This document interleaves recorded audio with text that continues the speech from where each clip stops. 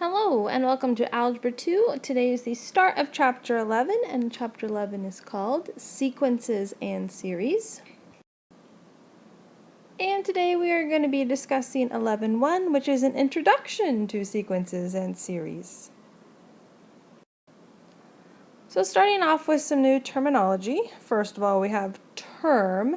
And for us now, a term is just going to be a number in a sequence. So here I've given you two examples of sequences. Sequence 1 has the numbers 2, 4, 6, and 8, and just those four numbers. Sequence 2 has the numbers 2, 4, 6, 8 with a dot, dot, dot, and thus is going to continue on forever, so we could say what's the next number. It's going to be 10, 12, 14, 16, etc. there. So what makes it a sequence? Well, a sequence, so first let's go back to term real quick. So each number individually, these are terms, okay? So a sequence is a function whose domain is a set of consecutive integers.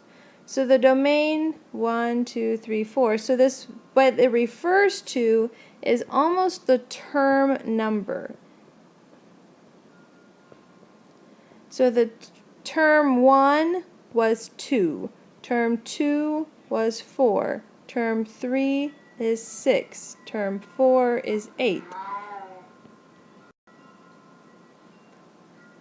So if I by chance wanted term number 10, that would be an input value and I'd have to find the output, or that'd be an x and I'd have to find the y.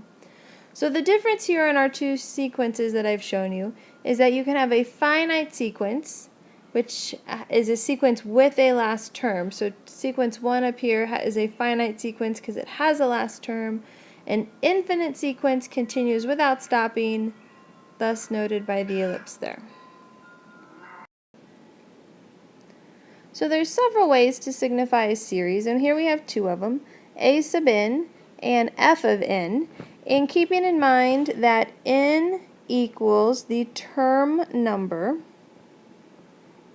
So if we are asked to find the first 6 terms, if I want the first term, that is a sub 1. So if I just changed n to be 1, then that's going to look like 5 minus 1, which is 4. So that's the first term. So the second term, a sub 2, I make n be 2, and 3 is the second term. A sub 3, the third term, 5 minus 3, that's 2. A sub 4 is 5 minus 4, which is 1. A sub 5 is 5 minus 5, which is 0. And a sub 6 is 5 minus 6, which is negative 1. So those are the first 6 terms in the sequence. So similarly, we would do f of 1, and we would change n into 1, so there we got a 5. F of 2, so it would be 5 times 2, which is 10. And so hopefully you can see as we're going through this, like if I just randomly wanted the 20th term, could you find the 20th term? Well, sure, you would just put in 20 for n.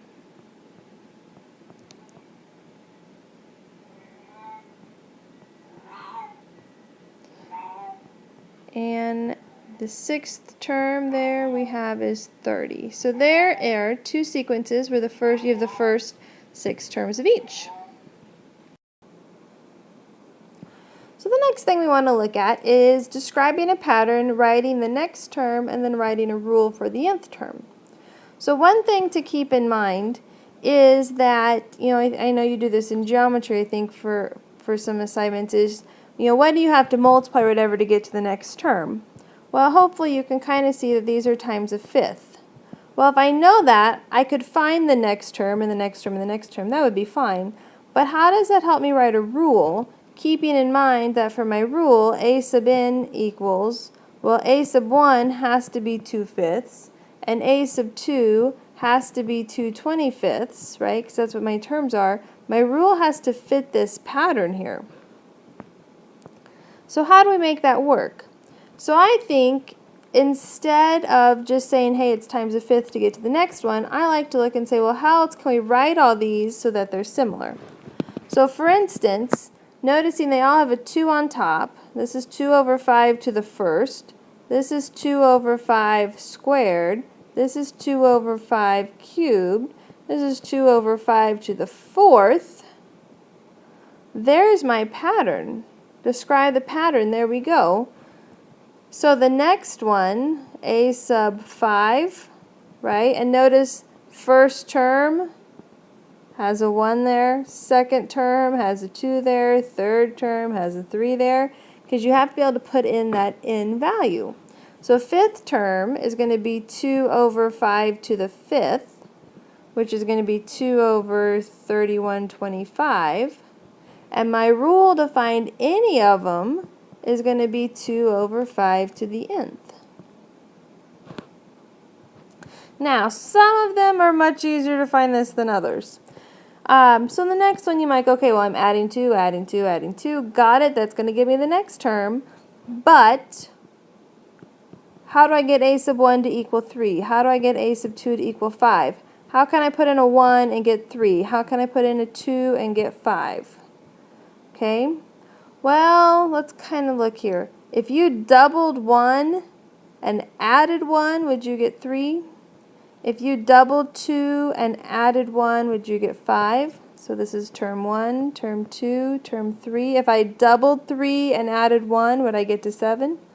If I doubled 4 and added 1, would I get to 9? Got to look at rules like that. And some of them are a little trickier to find, but if I took 1 times 2 plus 1, would I get 3? 2 times 2 plus 1. 3 times 2 plus 1, 4 times 2 plus 1. So keeping that, I used that term number in there every time. So the fifth term is going to be 5 times 2 plus 1, which we hopefully expected it to be 11. And my nth term is going to be n times 2 plus 1, or you could write it 2n plus 1. We're going to quickly kind of look at graphing sequences. So the horizontal axis is the position number. That's your n. A vertical axis represents the actual term, so the number itself. Okay. What you need to know is that you are not going to draw in the curves. You're making a scatter plot more or less. You're just plotting points because our horizontal axis, our n values, are only integers.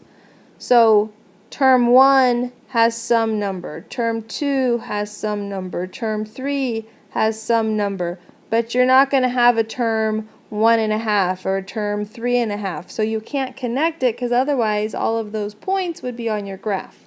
So let's look at one. Each swing of a pendulum is 3 inches shorter than the preceding swing, and the first swing is 6 feet. Write a rule for the length of each swing, or the length of the swings. First, what I would do is I would write out a few of the sequence, and this should be a kind of a catcher here, is that if we're given feet and inches, we got to be the same. So 6 feet is 72 inches. So if the first swing is 72, the second swing is going to be 69, the third swing is 66, the fourth swing is 63, and I need to write a rule for these. Well, each time, I'm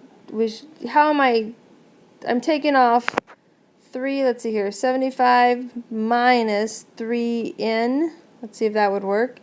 So the first one, I'm just take off 3 because n is 1. The second one, I took off 6, right, because it was 3 times 2. Then I took off 9 from the 75 because it was 3 times 3. So that is my rule. Okay, and I want to graph this. And so first of all, we're going to need to count by something. Let's count by hundreds. Let's count by tens. So we have 100 up here at the top. 50 there in the middle, and then along the x-axis this is count by ones. So term 1 is at 72, so roughly there. Term 2 is at 69, term 3 is at 66, term 4 is at 63, And I know those look like a straight line, but I know you can do better than that. It should be linear, okay, because this really is a linear equation here. So you do not draw on a line, you just plot the points. There you go. And actually, probably should plot all the way across. So go all the way out to 10 and plot those. Alright, so that was your introduction to sequences. Now we're going to talk about series. And series is the expansion resulting from the terms of a sequence being added together. Okay, so what this means is we're going to add a sequence together. So if here is my finite sequence, so meaning a set number, my finite series is just them added together. My infinite sequence, my infinite series. We're just going to add those numbers together. So shorthand of how to write this is we use what's called a sigma notation, and sigma is this Greek letter.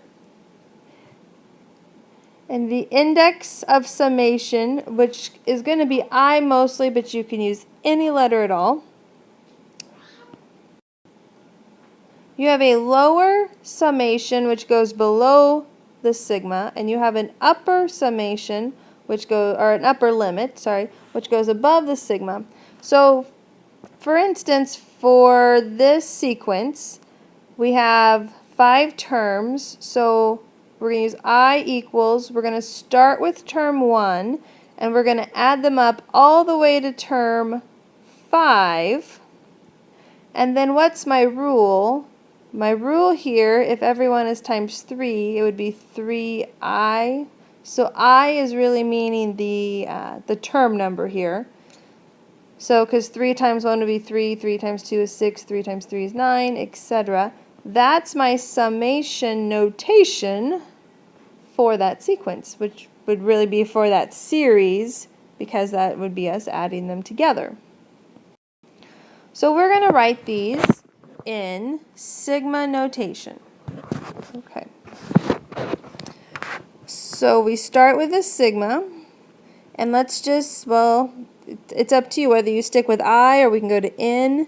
Here we'll do this one as an I. So we're going to add all these up together. So we're going to call this the first term. So we're going to start with the first term. Well, what term number is this? Well, to figure that out, we might need to know what our rule is. So how would I make these numbers into a sequence? How would I get these numbers? So hopefully, what are they? Multiples of 4? 4 times 1, 4 times 2, 4 times 3, okay? So if this is a sub n, or what's called a sub I, because we used an I, a sub I equals 4I, 4I. I have to figure out what term this is. Well, so whatever 100 equals 4I, divide each side by 4, I equals 25, not 20. 25, that is the 25th term, and so we want to say, sum all the way up to term 25. Okay, so the next one here, let's use n. N equals, so we're going to start with term number 1. Is there a final term? There's not, so we say it goes to term infinity, but I still need a rule. Okay, well, if I wrote this over 1, we have 2, 3, 4, 5. I'm going to guess the next top is 6, 7, 8, 9. Okay, so the tops, we're going up by 1. This is 1 squared, 2 squared, 3 squared, 4 squared. So the bottom is n squared because that was term 1, term 2, term 3. So the bottom is a squared, but the top, that's 1 more than the term. So that is n plus 1. So this is the sum of n plus 1 over n squared. And that's how we write its summation. So the next thing we want to do, there's so much fun stuff here, is go ahead and actually find the sum. So if we have something written like this, what this is telling me is that I'm going to start with term 5 and I'm going to go to term 10. So term 5 would be 5 squared plus 1, and I'm going to add to it term 6, which is going to be 6 squared plus 1, plus 7 squared plus 1, plus 8 squared plus 1, plus 9 squared plus 1, plus 10 squared plus 1. So there's term 5, 6, 7, 8, 9, 10. All right? So what this is going to be 25 plus 36, yes, I know I skipped the ones, 49, 64, 81, 100, plus 1, 2, 3, 4, 5, 6, 361. Just adding all those numbers together. So that is actually finding the sum of a series. So we do have 2 or 3 special formulas for certain sums of series. Okay, so this first one here is if you just had ones, like if your series was 1 plus 1 plus 1 plus 1 plus 1, if that was the series, however many ones you had, you'd have n terms, that would equal n. Like if I had 3 of them, that would equal 3. Okay, the next one is if you just had an I, so I starting at 1, so this would be 1 plus 2 plus 3 plus 4 plus 5. So the term is that same thing, and so by the way, so you would just add those up, however many numbers you had. And this third one is if you had I squared, so that would be 1 squared plus 2 squared plus 3 squared, etc. there. So these are ones you just see fairly often, and so what you have here is you have kind of a shortcut of how to find these. So instead of really adding up all the numbers, you know, to 100 or whatever, you can put an n, and n is the maximum term you're going to. So let's just say I want to add the numbers 1 through 5 together. You probably add it faster than I can do this. But that's going to be 5 times 5 plus 1 over 2, which is going to be 5 times 6 over 2, which is 30 over 2, which is 15. And if I look here, there's 9, 12, 13, 14, 15. So these are just ways, kind of shortcut ways of adding up the series. So we're going to look at 2 examples. So this first one is summation, so we have I. So that is 1 plus 2 plus 3 plus 4. Okay, I starts at 1 and I goes to 18. So I'm going to add those up all the way to 18. Well, so a shortcut, so this would be the second of the special formulas you just wrote down, is n is what we're going to. So we're going to 18, and we have 18 plus 1, and we're going to divide this by 2. So we have 18 times 19 divided by 2. And that is going to be 171. So our next one is the I squared. So this is the 1 squared plus 2 squared plus all the way up to 10 squared, because it tells me I'm going to 10.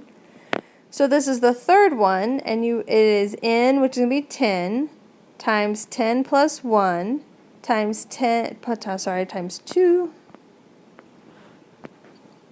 2n, so 2 times 10 plus 1, all divided by 6. We get 6 on the bottom. So you're going to work out the top part,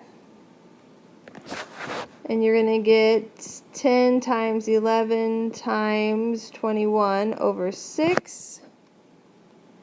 And computing that, we get 385. Alright, that's what I have for you for Introduction to Sequences and Series. Let me know if you have any questions, and if not, I'll see you in class next time. Have a good day.